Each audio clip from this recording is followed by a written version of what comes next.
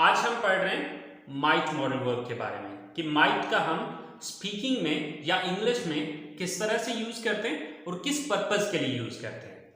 So students, might modal verb can be used for possibility, यानी कि might modal verb का इस्तेमाल किया जाता है पॉसिबिलिटी के लिए, यानी कि इम्कानियत के लिए, यानी कि ऐसे सेंटेंसेस जिसमें कोई काम होने के भी चांसेस होते हैं और कोई काम ना होने के भी चांसेस होते हैं। तो आप लोग मे का यूज करें या माइट का यूज करें, दोनों एक ही सेंस देंगे। Assalamu alaikum. Welcome to my YouTube channel Knowledge for Students. Students, today we are starting class number 51, and in today's class we are gonna discuss about might modal verb. But students, class शुरू करने से पहले अगर अभी तक आप लोगों ने मेरे चैनल को सब्सक्राइब नहीं किया तो प्लीज़ सब्सक्राइब के बटन पर क्लिक कर दें। अगर आपको मेरी वीडियोस पसंद आ रही हैं और अगर आप इनसे कुछ सीख रहे हैं तो प्लीज़ लाइक एंड शेयर के बटन पर क्लिक कीजिए। और अगर आपको कोई भी कन्फ्यूजन हो रहा है या कोई चीज़ समझ में नहीं आ रही तो आप लोग कमेंट्स बॉक्स में जाके कमेंट्स कर सकते हैं। तो चलिए स्टार्ट करते हैं हमारी आज की क्लास। तो स्टूडेंट्स, आज हम पढ़ रहे हैं माइट मॉडल वर्ब के बारे में कि माइट का हम स्पीकिंग में या इंग्लिश में किस तरह से यूज करते हैं और किस पर्पस के लिए यूज करते हैं।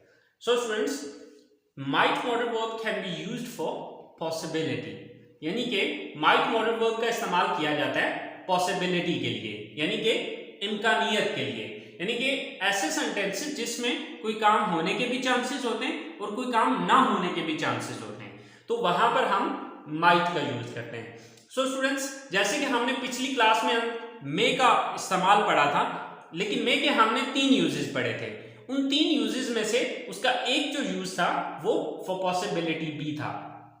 तो आप लोग मे का यूज करें या माइट का यूज करें, दोनों एक ही सेंस देंगे, लेकिन फर्क ये है कि माइट का सिर्फ एक यूज है फॉर पॉसिबिलिटी, लेकिन जो मे मॉडल वर्ब है उसके 3 यूजेस हैं।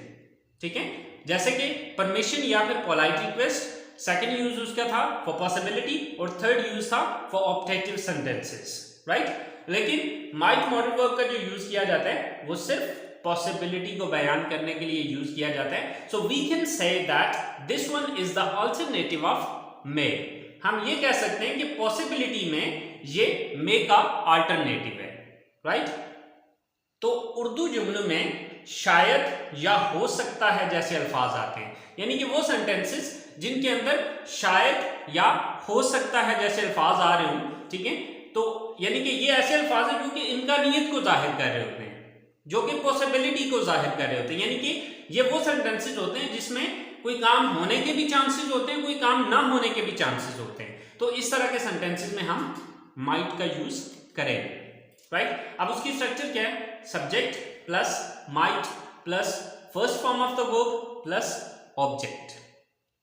अब ये सेंटेंसेस किस तरह के होंगे? जैसे कि शायद वो कल आपसे मिले, हो सकता है हम ये वाली गाड़ी खरीदें, शायद वो आपको अपनी शादी पर दावत दें। तो इस तरह के बेशुमार सेंटेंसेस बनते हैं, सैकड़ों के हिसाब से सेंटेंसेस बनते हैं। अब वो सेंटेंसेस आपने खुद बनाने। देखिए, मैं इतने ज्यादा सेंटेंसेस नहीं बना के दे सकता क्योंकि टाइम शॉर्ट होता है, right. So the main thing is that you have to understand this structure. आपको अंडरस्टैंड करना है इस स्ट्रक्चर को।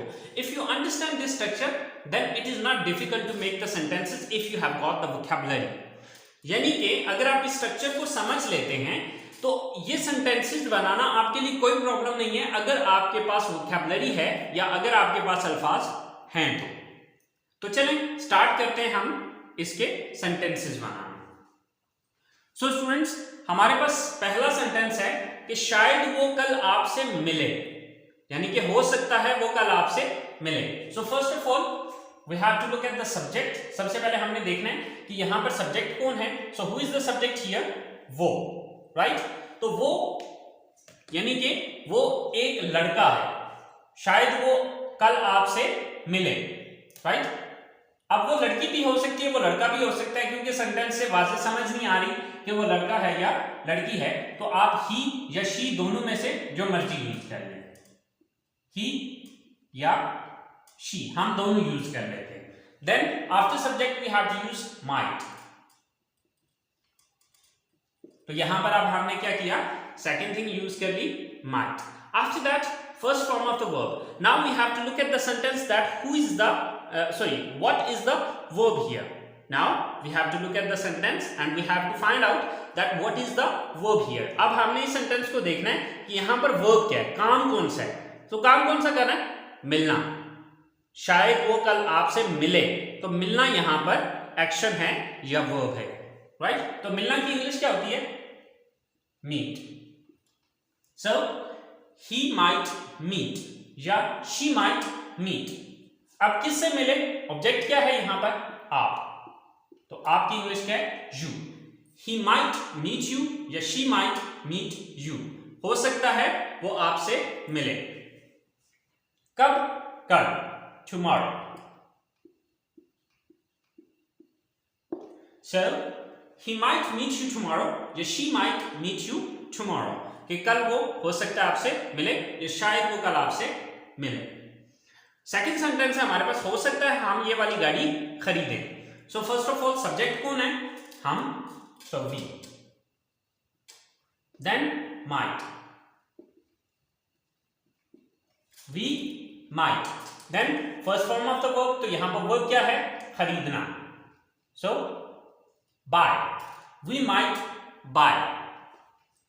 ऑब्जेक्ट क्या है, खरीदना किस चीज को, ये वाली गाड़ी, this car. We might buy this car. हो सकता है हम ये वाली गाड़ी खरीदें या शायद हम ये वाली गाड़ी खरीदें. लास्ट सेंटेंस है हमारे पास, शायद वो आपको अपनी शादी पर दावत दें या हो सकता है वो आपको अपनी शादी पर दावत दें. सो इसके सबसे पहले हमने ये देखना है कि सब्जेक्ट कौन है. यहां पर सब्जेक्ट कौन है, वो. अब वो ज्यादा है, they. Then might. Then verb क्या, यहां पर दावत दें यानी कि दावत देना, इनवाइट. They might invite. अब इनवाइट किसको है, करना है आपको, यू यानी कि object. They might invite you. शायद वो आपको दावत दें, किसमें, अपनी शादी में, in their wedding. They might invite you in their wedding. शायद या हो सकता है वो आपको अपनी शादी में दावत दें. सो स्टूडेंट्स, ये हमारे माइट के पॉजिटिव सेंटेंसेस हैं. आई होप सो आपको इनकी समझ आ गई होगी. अब इनके नेगेटिव सेंटेंसेस बनाना बहुत सिंपल है, बहुत इजी है. कि आपने सिंपली करना ये है कि इसी स्ट्रक्चर के अंदर आपने माइट के बाद नॉट लगा देना, right. Subject plus might plus not plus first form of the verb and then object, right. For example, शायद वो कल आपसे ना मिले. ठीक है, शायद वो कल आपसे ना मिले. ही या शी माइट, तो माइट के बाद not. She might not meet you tomorrow. हो सकता है वो कल आपसे ना मिले या शायद वो कल आपसे ना मिले. सेकंड सेंटेंस है, हो सकता है हम ये वाली गाड़ी ना खरीदें. ठीक है, तो अब क्या होगा, we might not. We might not buy this car. तो अब देखिए नेगेटिव बनाना कितना मुश्किल काम है. सिंपली आपने माइट के बाद नॉट लगा दिया, दैट्स इट. कोई लंबी चौड़ी कहानी नहीं हमने की, कोई लंबा चौड़ा तीर नहीं मारा, कोई लंबी चौड़ी रॉकेट साइंस नहीं है इसमें. ठीक है, सिंपली आपने मॉडल वर्ब के बाद नॉट लगा देना है. ठीक है, अच्छा. दे माइट, तो माइट के बाद नॉट लगा दिया. They might not invite you in their wedding. शायद वो आपको अपनी शादी पर दावत ना दें. सो स्टूडेंट्स, ये है हमारा might modal verb. I hope so आपको समझ आ गई होगी. अगेन मैं आपको बता रहा हूं कि माइट का यूज हम करते हैं पॉसिबिलिटी के लिए और मे का यूज भी पॉसिबिलिटी के लिए किया जाता है. सो हम ये कह सकते हैं कि माइट जो है वो मे का अल्टरनेटिव है. ओके, अच्छा. अब यहां पर समटाइम्स स्टूडेंट्स ये क्वेश्चन करते हैं कि सर अगर मे हम यूज कर सकते हैं तो फिर उसकी जगह पे आप माइट हमें किस लिए बता रहे हैं.